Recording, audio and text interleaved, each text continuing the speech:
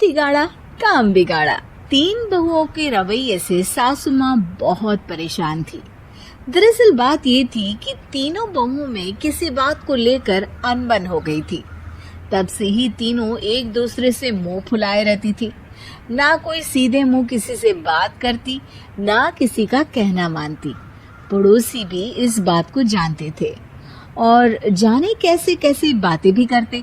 इसीलिए सासू माँ ने तीनों बहुओं को तुरंत अपने कमरे में बुलाया। मैं कई दिनों से देख रही हूँ, तुम तीनों अलग अलग सारे काम कर रही हो। ये सब नहीं चलेगा, तीनों को मिलकर ही काम करना पड़ेगा। सास की बात सुनकर एकदम से बड़ी बहू बोल उठती है। नहीं मम्मी जी, मैं इन दोनों के साथ कुछ नहीं कर सकती। मैं इस घर की बड़ी बहू हूँ, फिर भी ये मेरा कहना बिल्कुल भी नहीं मानती। अरे जेठानी जी, जानबूझकर मुझे डबल काम करवाती है आप, और छोटी मुझसे टेढ़े मुंह ही बात करती है। इन दोनों के बीच हमेशा सैंडविच बन जाती है मेरी, और मैं हमेशा आलू की तरह बीच में मसली जाती हूँ। मम्मी जी, इन दोनों को लगता है कि मैं छोटी हूँ तो इनके पैरों तले दब जाऊंगी, लेकिन नहीं, मेरा भी उतना ही अधिकार है जितना इन दोनों का है। बड़ी आई दोनों मेरी चुगली करने के लिए, मुझे क्या कम समझ रखा है। तीनों बहू एक दूसरे से बहस करने लगती है और सास दोबारा ये देखकर टेंशन में आ जाती है और सबसे कहती है, चुप हो जाओ, अब से तुम तीनों सारे काम एक साथ करोगी, आंख बंद करके एक दूसरे की बात सुनोगी। तुम तीनों इस बात को गांठ बांध लो, वरना अगली छुट्टियों में तुम्हारा अपना मायके जाना कैंसिल। सास की बातें सुनकर डर के मारे तीनों हामी भर देती हैं। जी मम्मी जी, मैं समझ गई। हाँ मम्मी जी, जैसा आप कहें। आप जो कहेंगी मैं वही करूंगी। तीनों बहू सास की बात को गांठ बांध लेती है और वादा करती है कि अब से सारे काम वो तीनों एक साथ मिलकर ही करेंगी। ये सब देखकर सास खुश हो जाती है और वहां से चली जाती है। नीचे जाकर वो देखती है कि घर में शर्मा जी आए हुए होते हैं। सास जोर से आवाज लगाकर कहती है, अरे बहू, जरा चाय बनाकर तो लाना, शर्मा जी आए हैं। सास की बात सुनकर तीनों बहू तुरंत किचन की ओर भागती है और चाय बनाना शुरू कर देती है। मुझे तो एकदम मसाले वाली कड़क चाय पसंद है, तो हम शर्मा जी के लिए मसाले वाली चाय ही बनाएंगे। अरे नहीं दीदी, गर्मी के मौसम में मसाला चाय कौन पीता है? मैं तो शर्मा जी के लिए इलायची वाली चाय ही बनाऊंगी। ये कैसी बात कर रही हैं आप दोनों? मेरी मम्मी ने सिखाया है कि मेहमान को ज्यादा दूध और शक्कर वाली चाय देनी चाहिए, वरना वो घर वालों को कंजूस समझते हैं। तो मैं तो शर्मा जी को ऐसी ही चाय दूंगी। तीनों बहुएं अपने अपने तरीके से चाय में शक्कर, मसाला, पत्ती सब डाल देती हैं। उबलने के बाद तीनों मिलकर चाय बाहर लेकर जाती हैं और शर्मा जी और सासू माँ को देती हैं। चाय पीने के बाद शर्मा जी सासू माँ को देखकर शर्मा जाते हैं और शर्मिंदा महसूस करते हैं कि आखिर उन्होंने चाय पीने के लिए हामी क्यों भरी। सासू माँ भी चाय पीना शुरू करती है और कहती हैं, अरे बहू, ये कैसी चाय बनाई है? चाय है या मीठे दूध की बासुंदी? हाँ, चाय अच्छी नहीं लगी क्या? कोई बात नहीं, हम पराठा बनाकर लाते हैं। चलो चलो अंदर। हाँ हाँ चलो। हाँ आती हूँ मैं भी।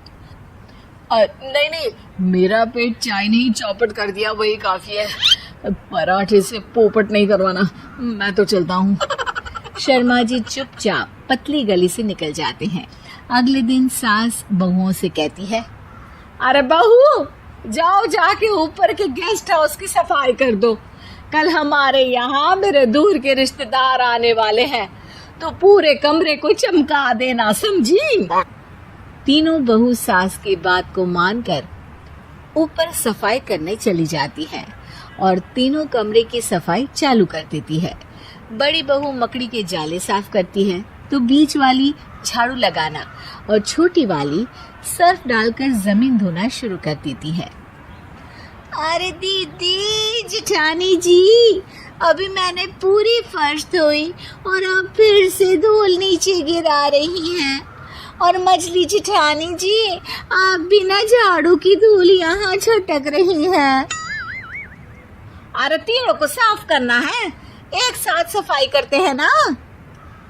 अरे वही तो, हम साथ साथ हैं, घर साफ साफ है। तीनों बहू ऐसे ही काम में उलझ जाती है और 2 घंटे तक एक ही कमरे की सफाई करती रहती है।